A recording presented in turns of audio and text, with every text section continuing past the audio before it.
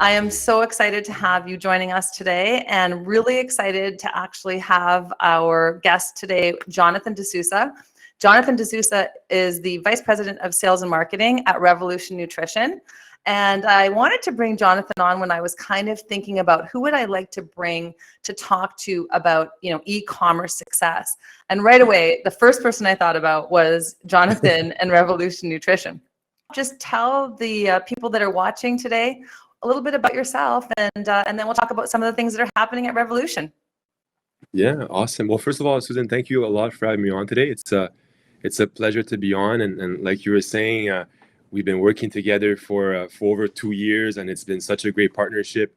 And your company has been instrumental in that Powerhouse growth, going from a B2B point stand going on to e-commerce quite fully, and not just for a short period of time, but for a consistent long-term haul. So like you mentioned, I'm the Vice President of Sales and Marketing at the company.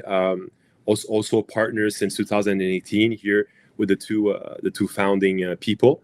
I've been on board on my 10th year coming around here, and I've been a part of building blocks of our B2B landscape in the past years, building strong partnership with mass market, specialty contents, and building departments such as our sales team that I'm very proud of, and our marketing team and marketing departments. It's an industry that it's such an amazing industry. I used to be a long time in the automotive industry working for BMW before here, which is a fantastic industry as well. And when I landed here in the fitness world, and I've been working out and doing activities my whole life, been playing hockey and football and soccer, and you name it. As an only child, you got to keep your time occupied and yeah, for sure. and find things to do, Yeah. And coming here, you sort of find your brothers and sisters from the industry, and it's when you do business the smart way, and you build credibility, you build strong teams, you have great products, and you're loyal. There's a lot of positive things that like we've had here throughout the beginning, actually. And this year is actually, as next year is a special year. We're going into our 15th year anniversary, and we have a lot of things that are special coming out. Actually, our new website that you've been a part of that just launched this week, our international new website. The roots are really, really long and strong at the company. So there's always a lot of things happening, and that's a bit my intro for as what I do for the company. Excellent. So I'm just going to give a little background. We were working with Revolution prior to COVID in, let's say, 2020, putting it as the starting point for when I feel like things really shifted for the company. And I know that, you and I had both kind of sat down, and both of our companies, as a lot of companies were, just kind of went into a standstill.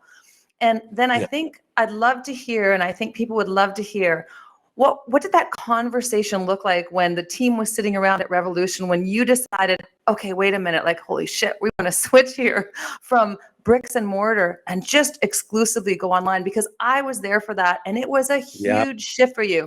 So I think I'd love to hear about how you decided to do that.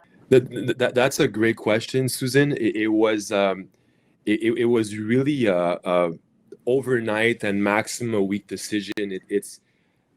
I remember that time very, very clear in my mind, because we're here at the office and waiting exactly from news from the governments of what's happening and stuff like that.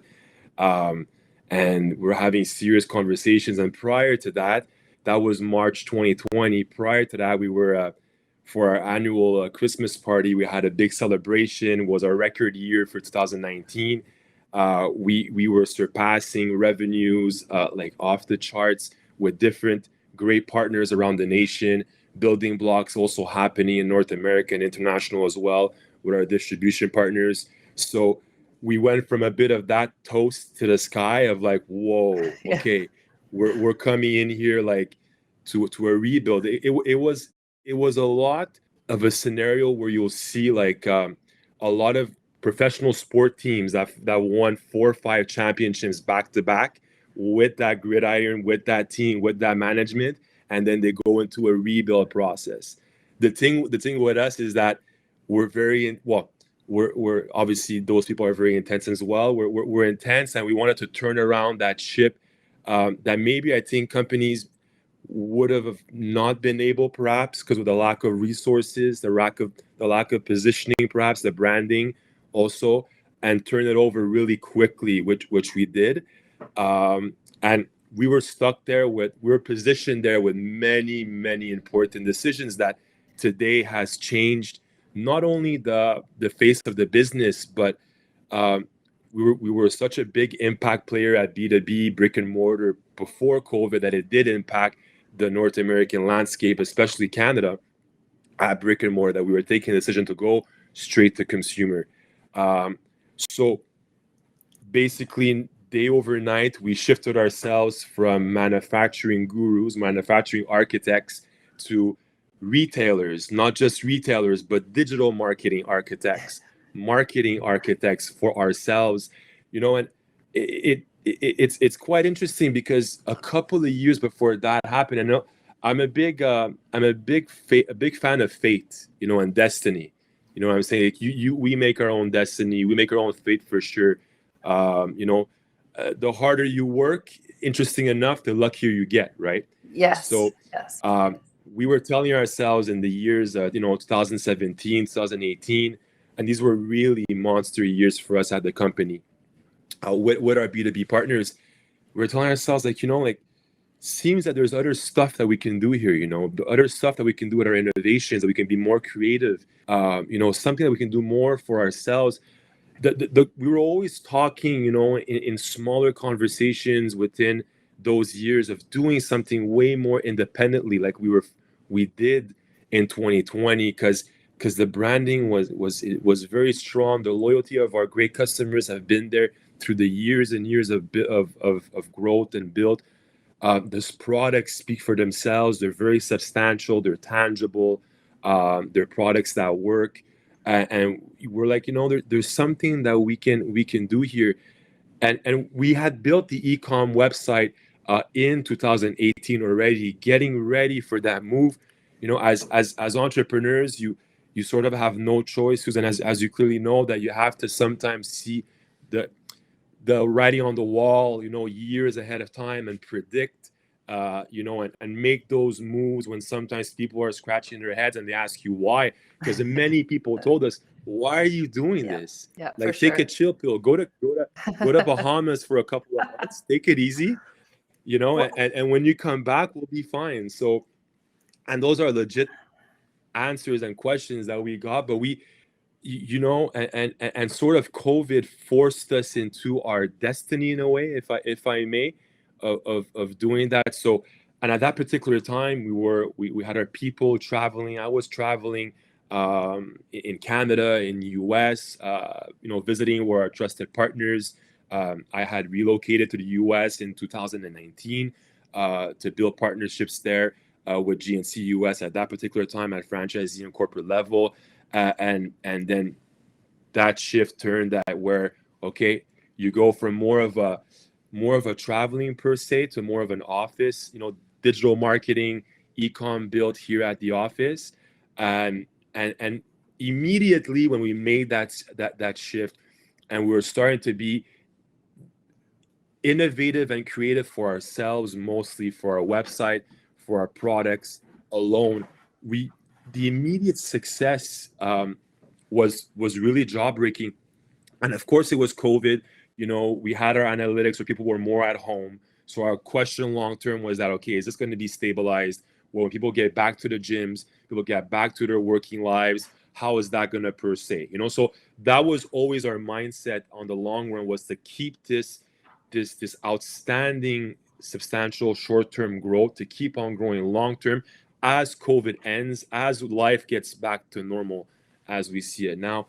And once you see that, once you get that bug, and once you see those numbers that you can do on e-com, you want to continue, and you want to make it happen.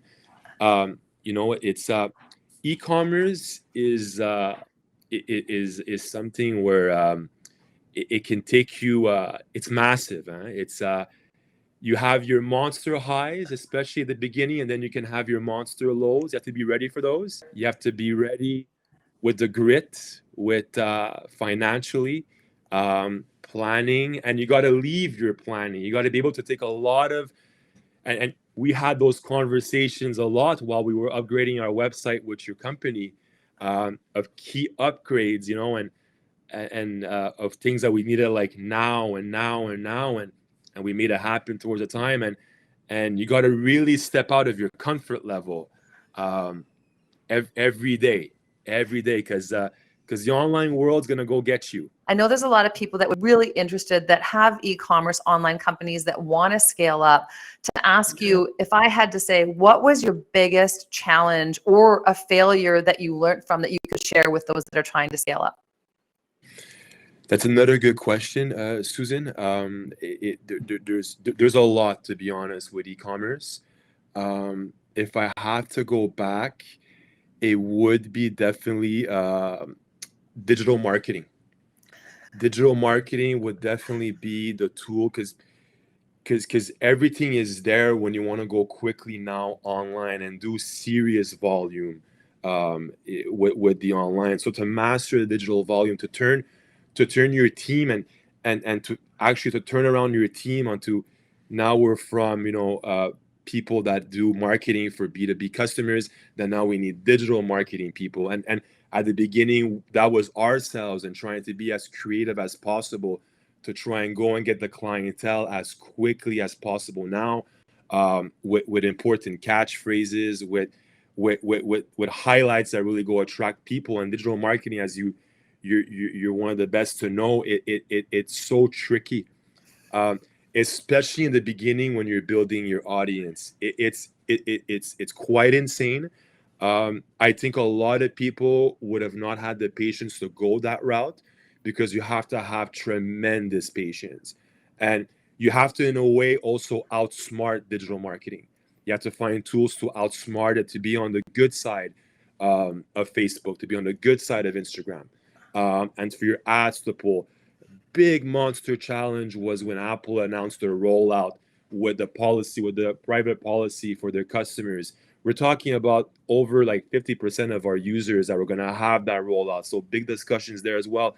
What do we do to counter that rollout? And we did successfully find ways, with multiple campaigns, multiple strategies to counter that rollout.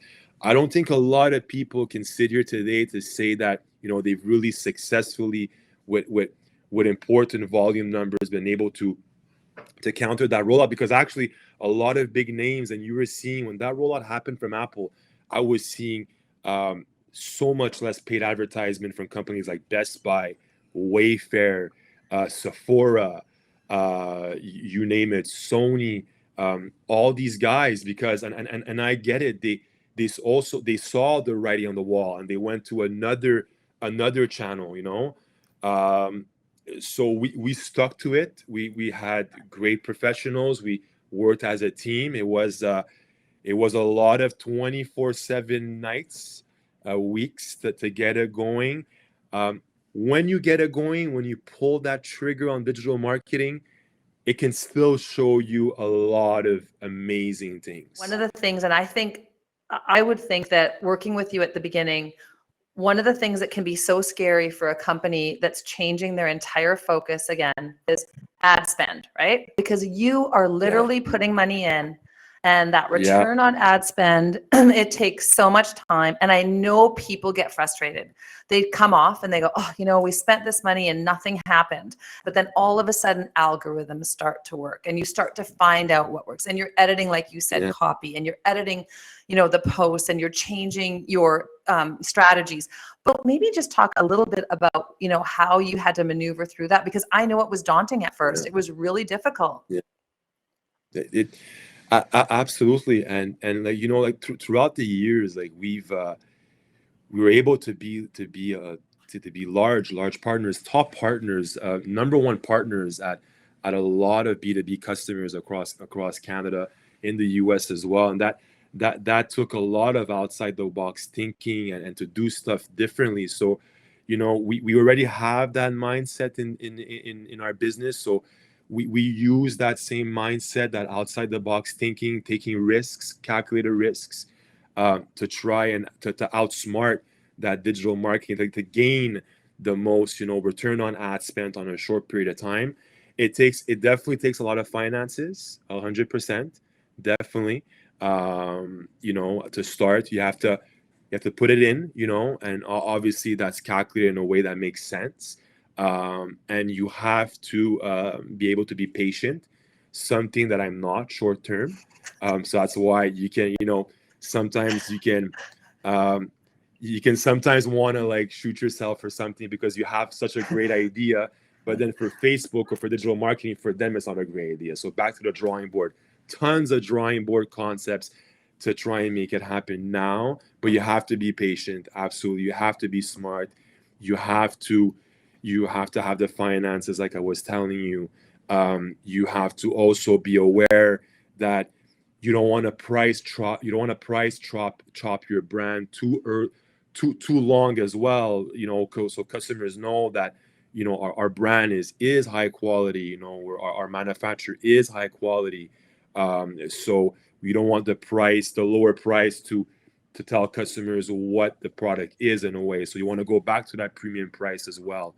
You have to also be able to have great partnerships with suppliers in those difficult times, to make sure that you have the supply to meet the demand, the high demand, at a certain time, and to keep that growth going.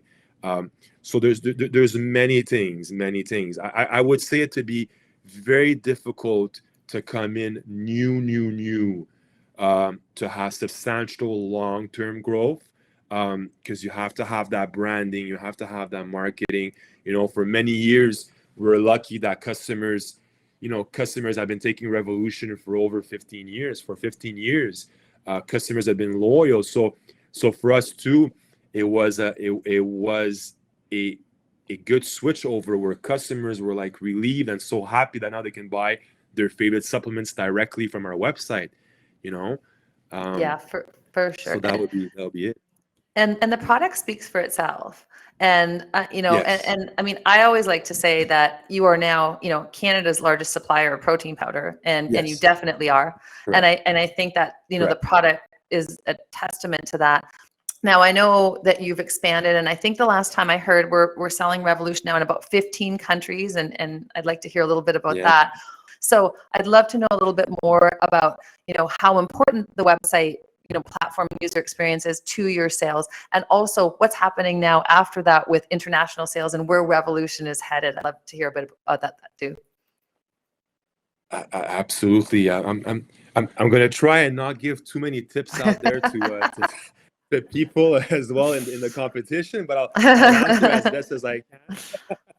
But there's a lot ahead. Like there's like our loyal fan base, they know it. They know that Revolution, they're gonna always get something new coming, something substantial, and like I'm on forums like nonstop. I live and breathe our industry and business, and for me, you have to always have innovation, substantial products, things that, for us, we want to always launch things that are going to change the industry. Now our focus point is that we want to launch innovations that are going to change the industry and the e-commerce world, and we're going to do it.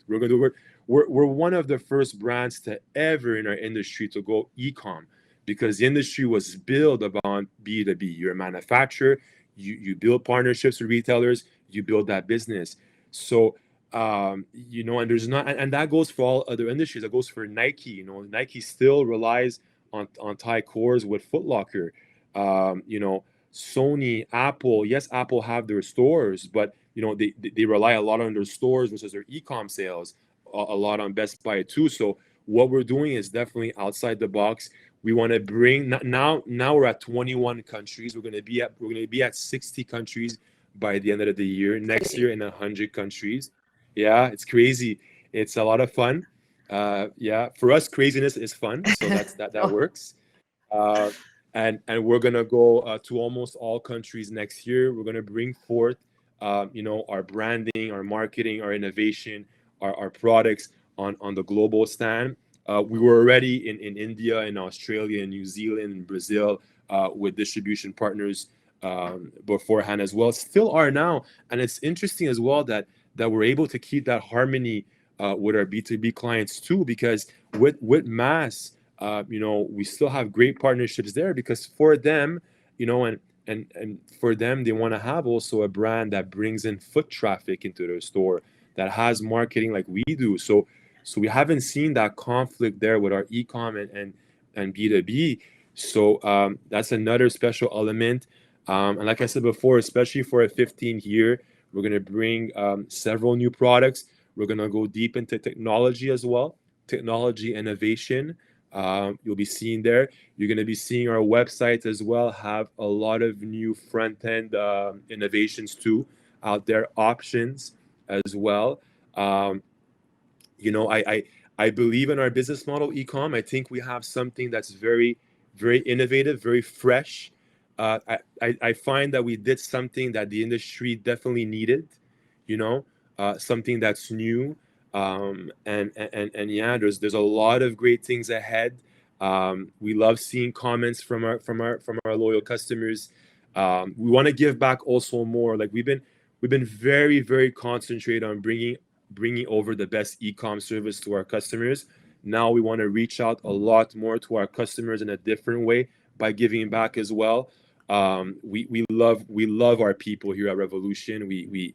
It's like a family, and we love seeing a lot of positive comments on our social media.